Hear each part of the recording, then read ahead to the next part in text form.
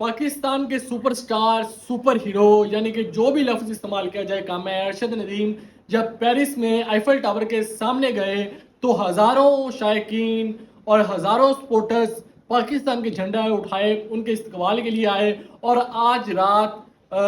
3 से 4 बजे वो लाहौर एयरपोर्ट पर लैंड करेंगे और फिर सुबह पूरे लाहौर में एक बस के ज़रिए रैली निकाली जाएगी और पूरे लाहौर का गोल्ड मेडल के साथ और अरशद नदीम के साथ पूरे लाहौर का टूर किया जाएगा और एक्सपेक्ट किया जा रहा है कि जितना क्राउड 2024 का वर्ल्ड कप जीतने के बाद इंडिया गई थी और मुंबई में इकट्ठा किया था, उससे डबल क्राउड का लाहौर की सड़कों पर होगा और अरशद नदीम को सपोर्ट करेंगे और साबित करेंगे कि पाकिस्तानी एक जिंदा कौम है और पाकिस्तानी अपने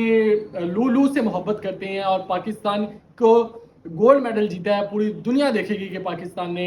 कितना बड़ा कारनामा सर अंजाम दिया और हम अपने